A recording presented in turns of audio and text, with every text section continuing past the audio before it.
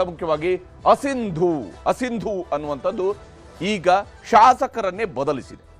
Ballot ಪೇಪರ್ಗಳಲ್ಲೇ vote ಆಗಬೇಕು ಅಂತ ಬಯಸುವಂತಹ ಕಾಂಗ್ರೆಸ್ನವರು ಅಂಚೆ ಮತಗಳ ಮೂಲಕವಾಗಿ ಬಂದಿರುವ ಸೀಮಿತ ಬ್ಯಾಲೆಟ್ ಪೇಪರ್ಗಳಲ್ಲೇ ಅಸಿಂಧು ಆಗಿದೆ, ಅದರಲ್ಲಿ ವೋಟ್ ಡಕಾಯಿತಿ ಆಗಿದೆ, ಇದಕ್ಕೆ ಚುನಾವಣಾಧಿಕಾರಿ ಕಾರಣ, ಇದಕ್ಕೆ ಸಿಬ್ಬಂದಿ ಕಾರಣ, ಇದಕ್ಕೆ ಅಂದಿನ ಸರ್ಕಾರ ಕಾರಣ, ಈ ರೀತಿಯಾದಂತಹ ಆರೋಪಗಳನ್ನು ಮಾಡ್ತಾ ಇದ್ದಾರೆ.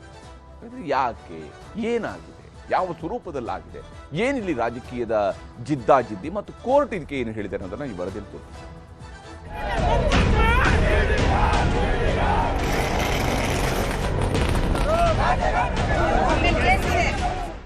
BJP has done criminal act of conspiracy and vote chori. ಈ ರಾಜ್ಯದಲ್ಲಿ ಯಾರಾದರೂ ಡಕಾಯಿತಿ ಇದ್ರೆ ಫಸ್ಟ್ ಕಾಂಗ್ರೆಸ್ ಅವರೇ ಡಕಾಯಿತು. ಎಲ್ಲ ಮತಗಳಿಗೂ ಒಂದೇ ಮಾದರಿಯ ಇಂಕ್ನಲ್ಲಿ ಮತ್ತೊಂದು ಗೆರೆಯನ್ನು ಹಾಕಿ ಆ ಮತಪತ್ರವನ್ನು ತಿರಸ್ಕೃತ ಆಗುವಂತೆ ಮಾಡಿದ್ದರು. ಅಲ್ಲಿ ಷಡ್ಯಂತ್ರ ಆಗಿದೆ. ಕರ್ನಾಟಕ ಸರ್ಕಾರದಿಂದ ನೀವು ಎನ್ಕ್ವೈರಿ ಮಾಡೋಕ್ಕೆ ಚುನಾವಣಾ ಆಯೋಗ ಮಾಡಬೇಕಾಗಿರೋ ಕೆಲಸ ಅದು. ಎರಡನೇ ವೋಟ್ನ ಮಾರ್ಕ್ ಮಾಡಿಬಿಟ್ಟು ಅಂತಂದ್ರೆ ಏನು ನೋಡ್ಕೊಂಡು ಸುಮ್ಮನೆ ಕೂತ್ಕೊಳ್ಳೋಕ್ಕಾಗ್ತದ? ಸೆಂಟ್ರಲ್ ಅಬ್ಸರ್ವರ್ ಕೂಡ ರೈಟಿಂಗ್ ನಲ್ಲಿ ಕೊಟ್ಟಿದ್ದಾರೆ, ಇದ್ರ ಬಗ್ಗೆ ತನಿಖೆ ಆಗಬೇಕು ಅಂತ. ದೇಶದಲ್ಲಿ ಪಂಚರಾಜ್ಯಗಳ ಫಲಿತಾಂಶದ ಜೊತೆಗೆ ರಾಜ್ಯದಲ್ಲೂ 2 ಕ್ಷೇತ್ರಗಳ ಉಪಚುನಾವಣೆಯ ರಿಸಲ್ಟ್ ಬಂದಾಗಿದೆ. ಅಲ್ಲಿ ಸೋಲು ಗೆಲುವಿನ ಚರ್ಚೆ ನಡೆಯುತ್ತಿರುವಾಗಲೇ ಅದಕ್ಕಿಂತ ಜೋರಾಗಿ ರಾಜ್ಯದಲ್ಲಿ ಸದ್ದು ಮಾಡುತ್ತಿರುವುದು 3 ವರ್ಷಗಳ ಹಿಂದೆ ನಡೆದ ಚುನಾವಣೆ ಮತ್ತು 3 ದಿನಗಳ ಹಿಂದೆ ಮುಗಿದಿರುವ ಮರು ಎಣಿಕೆ. ಶೃಂಗೇರಿ ಕ್ಷೇತ್ರಕ್ಕೆ ಕಳೆದ 3 ವರ್ಷಗಳಿಂದ TD ರಾಜೇಗೌಡರು ಶಾಸಕರಾಗಿದ್ರೆ ಈಗ DN ಜೀವರಾಜ್ ಶಾಸಕ. ಇದಕ್ಕೆಲ್ಲ ಕಾರಣವಾಗಿರೋದು ಮರುಮತ ಎಣಿಕೆ ಮಾಡಿರುವ ಅಂಚೆಮತಗಳ ಬ್ಯಾಲೆಟ್ ಪೇಪರ್ಗಳು. ಇಡೀ ದೇಶದಲ್ಲಿ EVM ಬದಲು ಬ್ಯಾಲೆಟ್ ಮೂಲಕ ಮತದಾನವಾಗಬೇಕು ಅಂತಿರುವ ಕಾಂಗ್ರೆಸ್ ನಾಯಕರು ಈಗ ಶೃಂಗೇರಿಯ ಬ್ಯಾಲೆಟ್ ಪೇಪರ್ಗಳ ಮೇಲೆಯೇ ವೋಟು ಡಕಾಯಿತಿಯ ಆರೋಪ ಮಾಡುತ್ತಿದ್ದಾರೆ. BJP has done criminal act of conspiracy and vote chori. BJP agent, independent, Congress agent ಎಲ್ಲ ಸೇರಿ ಅದಾದ ಮೇಲೆ ತೆಗೆದುಕೊಂಡು ಅವ್ರು ಯಾರನ್ನ ಒಬ್ಬರು ಅಡ್ಜಸ್ಟ್ಮೆಂಟ್ ಮಾಡಿಕೊಂಡು ತಗೊಂಡು ಆ ಬಂಡ್ಲಿಗೆಲ್ಲ ಎರಡನೇ ವೋಟ್ನ ಮಾರ್ಕ್ ಮಾಡಿಬಿಟ್ಟು ಅಂತಂದ್ರೆ ಏನು ನೋಡ್ಕೊಂಡು ಸುಮ್ಮನೆ ಕೂತ್ಕೊಳ್ಳೋಕ್ಕಾಗ್ತದ? ಅಂದ ಹಾಗೆ ಶೃಂಗೇರಿ ಕ್ಷೇತ್ರದ ಅಂಚೆ ಮತಗಳ ಎಣಿಕೆಯಲ್ಲಿ ಗೋಲ್ಮಾಲ್ ಆಗಿದೆ ಅನ್ನೋದು ಕಾಂಗ್ರೆಸ್ ಮಾಡುತ್ತಿರುವ ನೇರ ಆರೋಪ. ಕಾಂಗ್ರೆಸ್ನ TD ರಾಜೇಗೌಡರಿಂದ 2023ರ ಎಣಿಕೆ ವೇಳೆ 569 ಅಂಚೆ ಮತಗಳು ಬಂದಿದ್ವು. ಬಿಜೆಪಿಯ DN ಜೀವರಾಜ್ಗೆ 692 ಮತಗಳು ಬಂದಿದ್ವು. ಇದೀಗ ಮೊನ್ನೆ ನಡೆದ ಮರು ಎಣಿಕೆ ವೇಳೆ ರಾಜೇಗೌಡರಿಗೆ 314 ಮತಗಳು ಬಂದಿದ್ದು 255 ಮತಗಳ ವ್ಯತ್ಯಾಸ ಕಂಡು ಬಂದಿದೆ. ಹಾಗೆ ಜೀವರಾಜ್ಗೆ 690 ಮತಗಳು ಬಂದಿದ್ದು 2 ಮತಗಳ ವ್ಯತ್ಯಾಸ ಕಂಡಿದೆ. ಈ ಅಂಚೆ ಮತಗಳನ್ನ ಇಬ್ಬರು ಅಭ್ಯರ್ಥಿಗಳು ಗಳಿಸಿದ EVM ಮತಗಳ ಜೊತೆ ಸೇರಿಸಿದಾಗ ಜೀವರಾಜ್ ಅವರಿಗೆ 52 ಮತಗಳ ಮುನ್ನಡೆ ಸಿಕ್ಕಿದ್ದು ಅವರನ್ನ ವಿಜಯಿ ಎಂದು ಘೋಷಿಸಲಾಗಿದೆ. ಆದರೆ ಹೀಗೆ ಮರುಮತ ಎಣಿಕೆ ಮಾಡುವ ವೇಳೆ 257 ಮತಗಳನ್ನ ಅಸಿಂಧು ಎಂದು ಪರಿಗಣಿಸಲಾಗಿದ್ದು, ಇದೇ ಕಾರಣದಿಂದ ರಾಜೇಗೌಡರಿಗೆ ಬಿದ್ದಿದ್ದ ಮತಗಳಲ್ಲಿ 255 ಮತಗಳನ್ನ ಮೈನಸ್ ಮಾಡಲಾಗಿದೆ.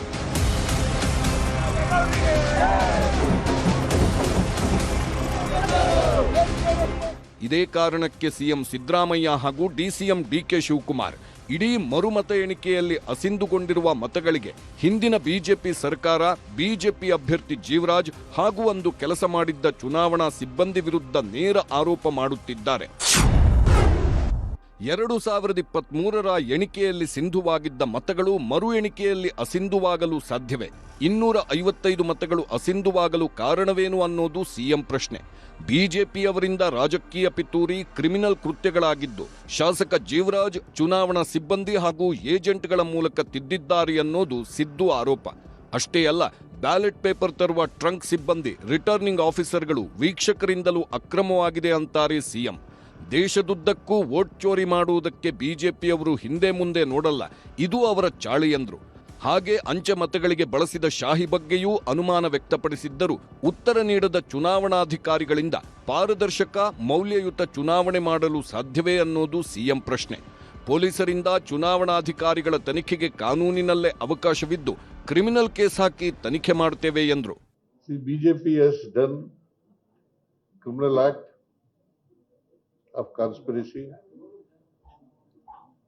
and vote chori. It is nothing but vote ಡಕಾಯಿತಿ.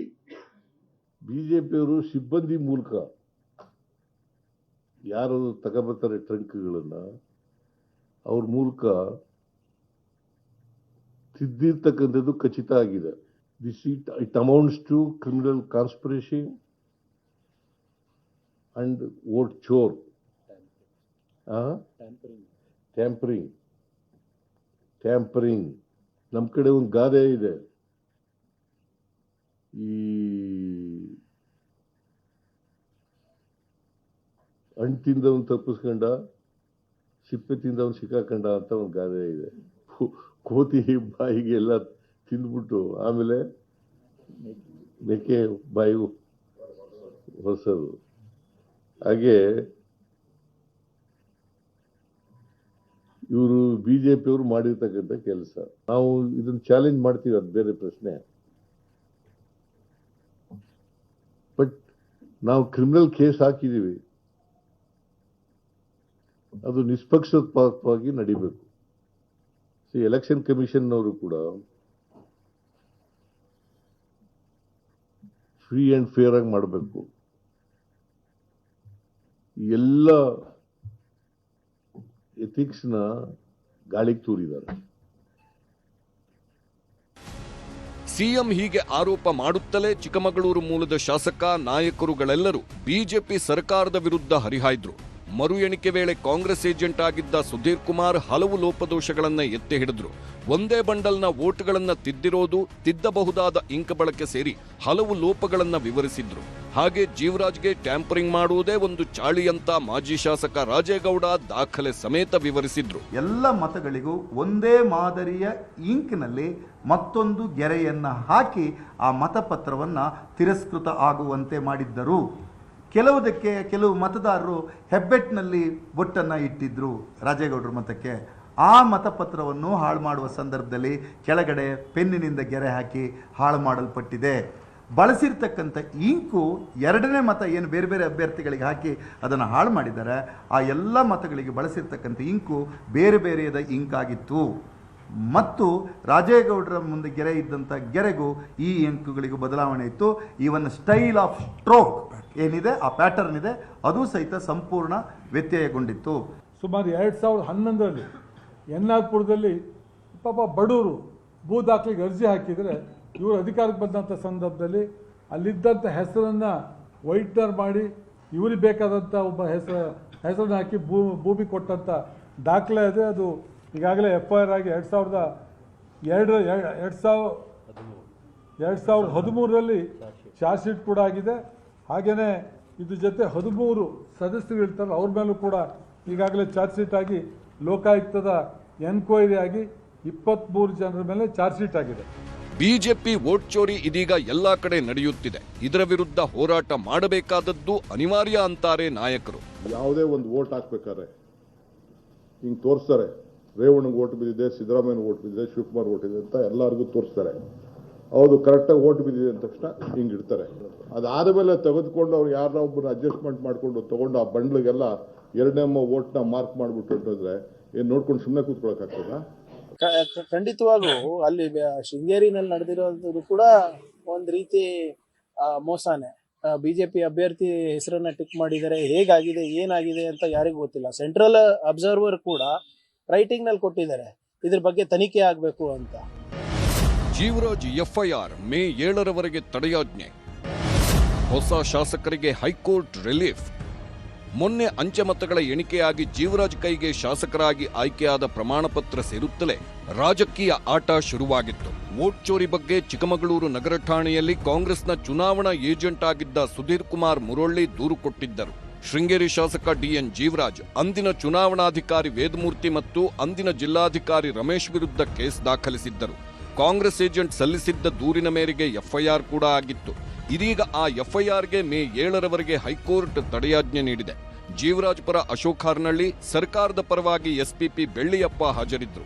ತನಿಖಾಧಿಕಾರಿ, ದೂರು, FIR ಹಾಕಿದ ಪೊಲೀಸರ ಮೇಲೆ ಜಡ್ಜ್ ಗರಂ ಆದ್ರು.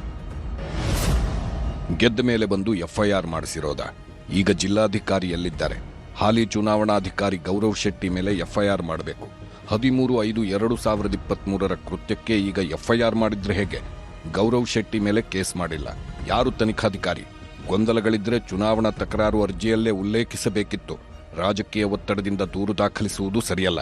ಯಾವುದೋ ಕಾಲದಲ್ಲಿದ್ದ ಅಧಿಕಾರಿಗಳ ಮೇಲೆ ಎಫ್ಐಆರ್ ಮಾಡಿದ್ರೆ ಹೇಗೆ? ಹೀಗಾದ್ರೆ ಯಾವ ಅಧಿಕಾರಿಯೂ ಸ್ವತಂತ್ರವಾಗಿ ಕೆಲಸ ಮಾಡಲಾಗುವುದಿಲ್ಲ. ರಾಜೇಗೌಡರ ಮೇಲೆ ಎಫ್ಐಆರ್ ಮಾಡಿದ್ರೂ ತಡೆ ಕೊಡ್ತಿದ್ದೆ. ಕೋರ್ಟ್ ಆದೇಶದ ಮೇಲೆ ತಾನೇ ಮರು ಎಣಿಕೆ ಆಗಿರೋದು. ಹೀಗೆ ತರಾಟೆಗೆ ತೆಗೆದುಕೊಂಡ ಜಡ್ಜ್ ದೂರುದಾರ ಸುಧೀರ್ ಮುರೊಳ್ಳಿಗೆ ನೋಟಿಸ್ ನೀಡಿದ್ರು. ಪ್ರಜಾಪ್ರತಿನಿಧಿ ಕಾಯ್ದೆ ಅಡಿ ಜಿಲ್ಲಾಧಿಕಾರಿ ವಿರುದ್ಧ ಪ್ರಕರಣ ದಾಖಲಿಸಲಾಗದು ಎಂದ್ರು. ಎಫ್ಐಆರ್ಗೆ ಮೇ 7ರವರೆಗೆ ಮಧ್ಯಂತರ ತಡೆ ನೀಡಿ ವಿಚಾರಣೆಯನ್ನ ಮೇ 7ಕ್ಕೆ ಮುಂದೂಡಿದ್ರು. ಗವರ್ನರ್ ಅಂಗಳಕ್ಕೆ ಜೀವರಾಜ್ ಶಾಸಕತ್ವ ವಿವಾದ, ಎಣಿಕೆ ವೇಳೆಯ ಗದ್ದಲ, ಪ್ರಮಾಣ ವಚನದ ಬಗ್ಗೆ ದೂರು. ಈ ಮಧ್ಯೆ ಶೃಂಗೇರಿ ಸಂಘರ್ಷದ ಬಗ್ಗೆ ಗವರ್ನರ್ ಮಧ್ಯಪ್ರವೇಶಕ್ಕೆ ಬಿಜೆಪಿ ನಾಯಕರು ಒತ್ತಾಯಿಸಿದ್ದಾರೆ. ಶೃಂಗೇರಿಯಿಂದ ಹೊಸದಾಗಿ ಶಾಸಕರಾಗಿ ಆಯ್ಕೆಯಾಗಿರುವ ಜೀವರಾಜ್ ಅವರಿಗೆ ಪ್ರಮಾಣ ವಚನ ಬೋಧಿಸಲು ಸ್ಪೀಕರ್ ನಿರಾಕರಿಸಿದ್ದು, ಈ ವಿಚಾರದಲ್ಲಿ ನಿರ್ದೇಶನ ನೀಡುವಂತೆ ರಾಜ್ಯಪಾಲರಿಗೆ ಬಿಜೆಪಿ ನಿಯೋಗ ಮನವಿ ಮಾಡಿದೆ. ಸಭಾಧ್ಯಕ್ಷರು ಲೆಟರ್ ಕೊಟ್ಟು ಅಕ್ಲಾಯಿಂಟ್ಮೆಂಟ್ ಮಾಡಿದಿರಿ. ಆಮೇಲೆ ನಾನು ಕೂಡ ನಿನ್ನೆ ಫೋನ್ ಮಾಡಿದೆ, ಫೋನ್ಗೆ ಸಿಗಲೇ ಇಲ್ಲ. ಬೇಕು ಅಂತ ಅವಾಯ್ಡ್ ಮಾಡಿದ್ರು, ಬೇಡ ಅಂತ ಅವಾಯ್ಡ್ ಮಾಡಿದ್ರು ಗೊತ್ತಿಲ್ಲ, ಸಿಗಲೇ ಇಲ್ಲ. ಇವತ್ತು ಬೆಳಗ್ಗೆ ಸಿಕ್ಕಿ ನನಗೆ ಕಾನೂನಿನ ಬೋಧನೆಗಳನ್ನು ಮಾಡ್ತಾ ಇದ್ದಾರೆ ಸ್ಪೀಕರ್ ಅವರು. ಇವತ್ತು ಸಿದ್ದರಾಮಯ್ಯನವರು ಇವತ್ತು ಪ್ರೆಸ್ ಮೀಟಲ್ಲಿ ಹೇಳಿದ್ದಾರೆ ಡಕಾಯಿತಿ ಅಂತ. ಈ ರಾಜ್ಯದಲ್ಲಿ ಯಾರಾದರೂ ಡಕಾಯಿತಿ ಇದ್ರೆ ಫಸ್ಟ್ ಕಾಂಗ್ರೆಸ್ ಅವರೇ ಡಕಾಯಿತು. ಲೂಟಿಕೋರ್ರು, ಬರೀ ಡಕಾಯಿತಿ ಅಲ್ಲ, ಅಲಿಬಾಬಾ ಮತ್ತು 40 ಕಳ್ಳರಿದ್ದಲ್ಲ, ಹಂಗೆ ನಿಮ್ದು ಎಂಟೈರ್ ಕ್ಯಾಬಿನೆಟ್ ಹಂಗೆ. DC ನಿಮ್ದಲ್ಲ ಸರ್, ಕರ್ನಾಟಕ ಸರ್ಕಾರದ ಕೆಳಗಡೆ ಇದ್ದಾರೆ, ನೀವೇ ಟ್ರಾನ್ಸ್ಫರ್ ಮಾಡೋರು, ನಿಮ್ಮ DPR ಕೆಳಗಿದ್ದಾರೆ. ಹಿಂಗೆಲ್ಲ ಹೇಳೋದು ಸರಿಯಲ್ಲ. ಆಮೇಲೆ ಒತ್ತಡಕ್ಕಾಗಿ ಮಾತಾಡ್ತಾ ಇದ್ದಾರೆ ಕಾಣುತ್ತವರು.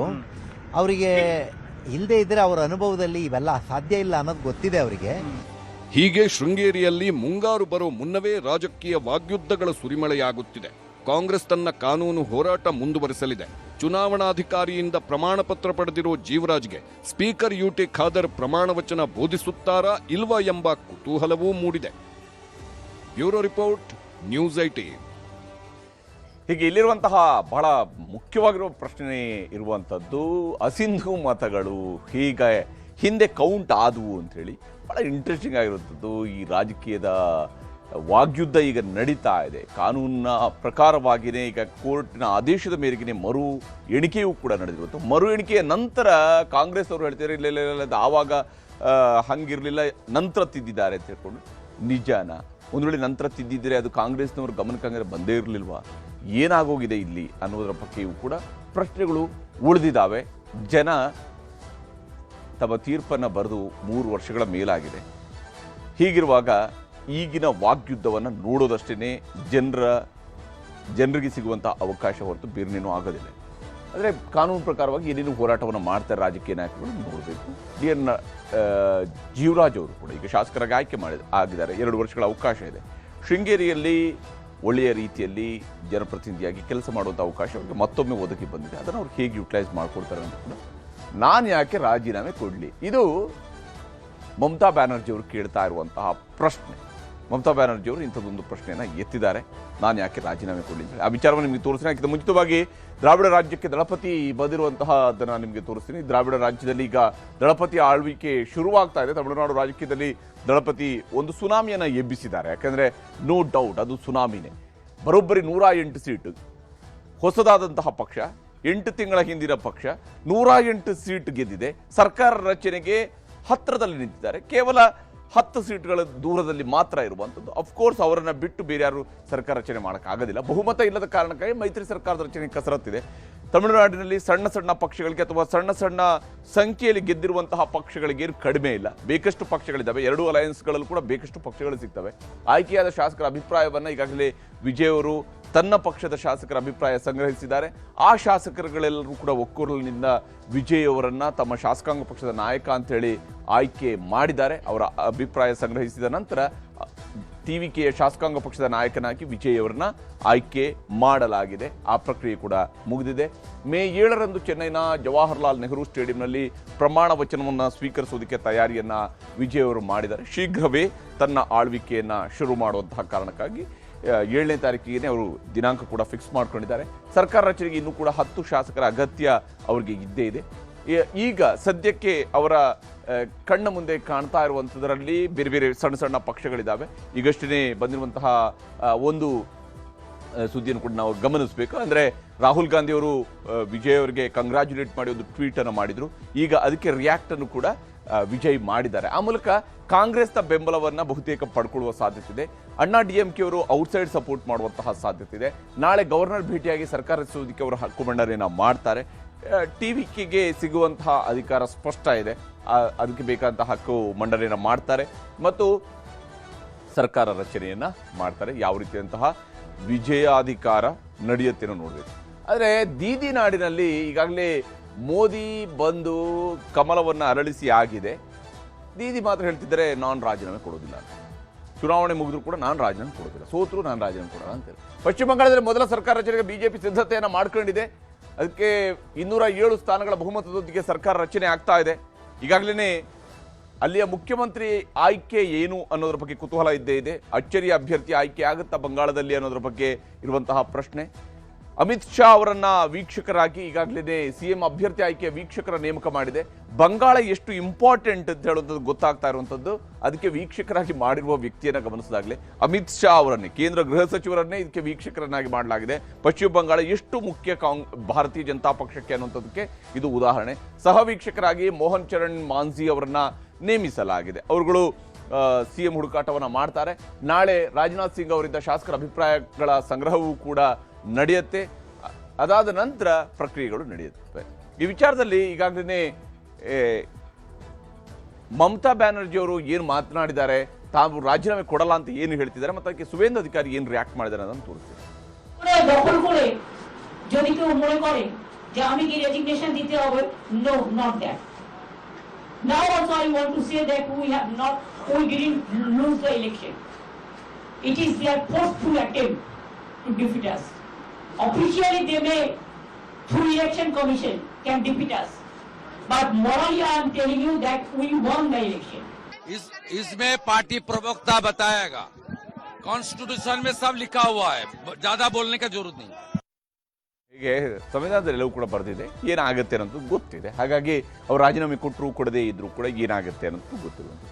ಇನ್ನು ಕೇರಳದಲ್ಲಿ CM ಆಯ್ಕೆಗೆ ಹೈಕಮಾಂಡ್ ಕಸರತ್ತನ್ನು ಶುರು ಮಾಡಿದೆ. ಯಾಕಂದರೆ ಕಾಂಗ್ರೆಸ್ UDF ನೇತೃತ್ವದಲ್ಲಿ ಈಗ ಸರ್ಕಾರವನ್ನು ರಚನೆ ಮಾಡ್ತಾ ಇದೆ. ಹೈಕಮಾಂಡ್ ನಾಯಕರೊಂದಿಗೆ KC ವೇಣುಗೋಪಾಲ್ ಅವರು ಕೂಡ ಸಭೆಯನ್ನು ನಡೆಸಿದ್ದಾರೆ. ಅವರು ಹೀಗಿದ್ರು ಕೂಡ ಹೈಕಮಾಂಡ್ನ ಲೀಡರ್ ಅವರು ಕೂಡ ಸೋನಿಯಾ ಗಾಂಧಿ ಹಾಗೆಯೇ ರಾಹುಲ್ ಗಾಂಧಿ ಜೊತೆಗೂ ಕೂಡ ಅವರು ಚರ್ಚೆಗೆ ನಿರ್ಧರಿಸಿದ್ದಾರೆ. 2-3 ದಿವಸಗಳಲ್ಲಿ ಕೇರಳದ ಮುಖ್ಯಮಂತ್ರಿ ಯಾರು ಅನ್ನುವಂತಹ ಹೆಸರು ನಿರ್ಧಾರ ಆಗಲಿದೆ. ಸ್ವತಃ KC ವೇಣುಗೋಪಾಲ್ ಅವರೇ ಇದರಲ್ಲಿ ಆಸ್ಪಿರೆಂಟ್ ಇದ್ದಾರೆ. ಅವರೇ ಮುಖ್ಯಮಂತ್ರಿ ಹುದ್ದೆಯ ಆಕಾಂಕ್ಷಿ ಇದ್ದಾರೆ. ಮತ್ತು ಅವರ ಜೊತೆಗೆ ಇರುವಂತಹವರು ಯಾರ್ಯಾರು ಅಂತ ನೋಡಿದ್ರೆ ಸನ್ನಿ ಜೋಸೆಫ್ ಅವರಿದ್ದಾರೆ, ಕಾಂಗ್ರೆಸ್ ರಾಜ್ಯಾಧ್ಯಕ್ಷರು VD ಸತೀಶನ್ ಅವರಿದ್ದಾರೆ, ಪ್ರತಿಪಕ್ಷ ನಾಯಕರು ರಮೇಶ್ ಚೆನ್ನಿತಾಲ್ ಅವರಿದ್ದಾರೆ, ಶಾಸಕರು ಹಾಗೆಯೇ ಸಂಸದರಾಗಿರುವಂತಹ KC ವೇಣುಗೋಪಾಲ್ ಅವರು ಕೂಡ ಈ CM ರೇಸ್ನಲ್ಲಿ ಇದ್ದಾರೆ. ಯಾರು ಅಂತಿಮವಾಗಿ ಕೇರಳದ ಮುಖ್ಯಮಂತ್ರಿ ಅನ್ನುವಂಥದ್ದು ನಿರ್ಧಾರ ಆಗಿದೆ. ಯಾರೇ ಆದರೂ ಕೂಡ ಹೊಸೊಬ್ಬರಿಗೆ ಮುಖ್ಯಮಂತ್ರಿಯ ಅವಕಾಶ ಸಿಕ್ಕಂತಾಗುತ್ತೆ. ಹಿಂದಿನ ಅವಧಿಯಲ್ಲಿ ಉಮನ್ ಚಾಂಡಿ ಅವರಾಗಿದ್ದರು. ಈಗ ಹೊಸಬರಿಗೆ ಅವಕಾಶ ಸಿಗ್ತಿದೆ. ಯಾರು ಮುಖ್ಯಮಂತ್ರಿ ಆಗ್ತಾರೆ